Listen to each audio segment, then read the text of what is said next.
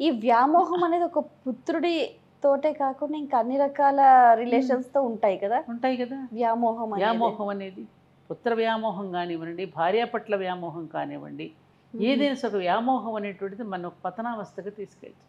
దాని నుంచి ఎలా బయటపడతాం? గురు సాంగత్యంలో వ్యామోహం పోతుందా అమ్మా? తప్పకుండా పోతుంది. మరి గురువు వ్యామోహాన్ని పోగొడతా, ఆ వ్యామోహాన్ని తీసివేసేవాడే గురువు కదా.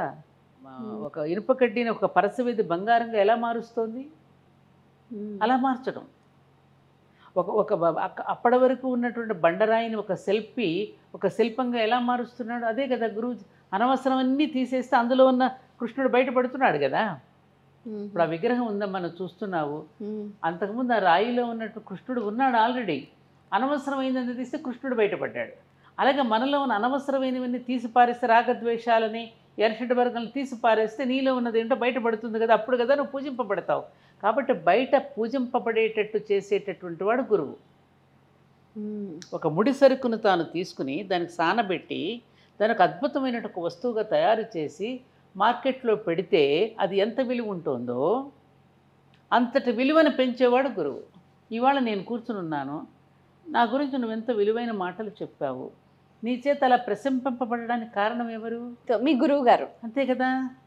అక్కడ నుంచి అవన్నీ వాళ్ళు కనుక చెప్పలేదనుకో, చిన్నప్పటి నుంచి అమ్మ దగ్గర నుంచి, నాన్నగారి దగ్గర నుంచి, మళ్ళీ గురువుల దగ్గరికి మాతృదేవోభవ, నీ తల్లి ఏం చేస్తుంది, పితృదేవోభవ అంటూ తండ్రిని పరిచయం చేస్తుంది కదా. తండ్రి మళ్ళీ ఎవరి చేతిలో పెడుతున్నాడు? గురువు చేతిలో పెడుతున్నాడు. ఆచార్య దేవోభవ. ఆచార్యుడు ఏం చేస్తున్నాడు? మనకు సంస్కారాన్ని నేర్పించి సమాజాన్ని పరిచయం చేస్తున్నాడు కదా. అక్కడ నుంచి కదా మన ప్రయాణం సాగేది, అమ్మ దగ్గర నుంచి. ఆ ప్రయాణం అలా సజావుగా సాగుతూ ఉన్న కొద్దీ కూడా మనం సానబెట్టబడి, పదును పెట్టబడి, సమాజానికి పనికొచ్చి ఒక పరికరంగా తయారవుతాం. ఒక కొడవలిని తయారు చేయాలి అంటే ఇనుప ముక్కని ఎన్ని సుత్తి దెబ్బలు పడాలి, ఎన్ని రకాలు వేడి నీళ్ళలో ముంచి, చన్నీళ్ళలో ముంచి, మళ్ళీ కొట్టి, మళ్ళీ కాల్చి, ఇన్ని రకాలుగా చేసిన ఒక కొడవలి అనే ఒక పరికరం తయారవుతోంది. అలాగే ఒక మనిషిని కూడా ఎన్ని రకాల సుత్తి దెబ్బలు, ఎన్ని రకాల ఇబ్బందులు పెడితే వాడు సమాజానికి పనికొచ్చేవాడుగా తయారవుతాడు. అలా తయారు కావడానికి సిద్ధపడి మన గురువు దగ్గర, అదే ఉపనయనము అంటే గురువు సన్నిధికి చేర్చుట. ఉపనయనం అంటే ఊరికే జందెం వేసేసుకొని దారం పోసుకోవడం కాదు కదా. గురువు సన్నిధికి ఎందుకు చేరుస్తున్నారు ఆ వయసులో? సమాజానికి దూరంగా పెట్టి వాళ్ళని, సమాజం యొక్క ప్రభావం ఆ వయసులో పడకుండా ఉండడానికి, గురువుకు శుశ్రూష చేసి, గురువుకి నీళ్లు అతనే తీసుకుని రావాలి, గోవులను మేపాలి, ఆ గోవు పేడ తీసుకుని రావాలి. ఇన్ని రకాలుగా ఒక ట్రైనింగ్, ఒక శిక్షణనిచ్చి అతను ఒక అద్భుతమైన వ్యక్తిగా తయారు చేసి సమాజానికి పంపించేటప్పుడు ఎన్ని చెప్పి పంపిస్తారు గురువులు? చూడరా, నా దగ్గర విద్య నేర్చుకున్నావు ఇప్పటివరకు, నేను మాత్రమే చెప్పకుండా ఇంకా నాకంటే బాగా చెప్పగలిగిన వాళ్ళు సమాజంలో నీకు తారసపడతారు. అటువంటి వారు నీకు లభ్యమైనప్పుడు వారికి ఉచితంగా ఒక ఆసనం వేసి కూర్చోబెట్టి గౌరవించి శుశ్రూష చేసి ఇంకా కావలసినవి నేర్చుకో. ఇప్పుడు ప్రస్తుతం ఉన్న సమాజంలో అమ్మ అసలు గురు శుశ్రూష అనేది కనుమరుగైపోయిందని చెప్పాలి. అసలు శుశ్రూష అంటే తెలుసా? అనగలుగుతున్నారా? శుశ్రూష అంటే ఏమిటో తెలుసా? శుశ్రూష శుశ్రూష అని కూడా అనలేరు.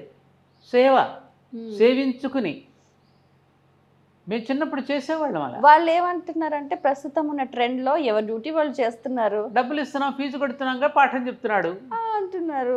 రే గురువు ఒక సిగరెట్ ఇవ్వడైరా, గురువు కాసేపు చిల్లవుదాం పదరా, ఇలాంటి మాటలు. గురువు అనే పదానికి కూడా ఈ రకంగా సినిమాల్లో కూడా చూపిస్తున్నారు కదా. ఒక స్టూడెంట్గా ఉన్న అమ్మాయిని ఒక గురువు ప్రేమించడాలు, ఇలాంటి సినిమాలు కూడా చూసాం మనం, ప్రేమ కథలు. అంటే ఆ గురువు అనేటువంటి శబ్దానికి ఉన్నటువంటి ఆ గౌరవాన్ని కూడా మనం పోగొట్టుకుంటున్నాం. ఇక గురువు శబ్దానికి గౌరవాన్ని పోగొట్టుకుంటే ఇంక వీడేమి నేర్చుకుంటాడు? విశ్వామిత్రుడు, శ్రీరామచంద్రుడు, కౌసల్య సుప్రజారామ పూర్వాసంధ్యా ప్రవర్తతే, ఉత్తిష్ట ఉత్తిష్టోత్తిష్ట గోవింద ఉత్తిష్ట గరుడధ్వజ, త్రైలోక్యం మంగళం కురు అంటున్నాడుగా. ఎవరు లేపుతున్నారు నిద్ర? ఎవరిని లేపుతున్నారు? విశ్వామిత్రుడు రాముడిని నిద్ర లేపుతూ ఈ మూడు లోకాలను మంగళప్రదం చేయవలసిన కర్తవ్యం నీ మీద ఉన్నది నాయన, మేలుకో అంటున్నాడు. ఆయన గురువుకు నమస్కరిస్తూ ఆయన మేలుకొన్నాడు, నమస్కరిస్తూ ఈయన మేలుకొలిపాడు.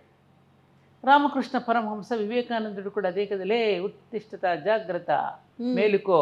ఎందుకు మేలుకోమంటున్నాను? నేను ప్రజలను నువ్వు మేలుకొల్పడానికి నిన్ను మేలుకొలుపుతున్నాను.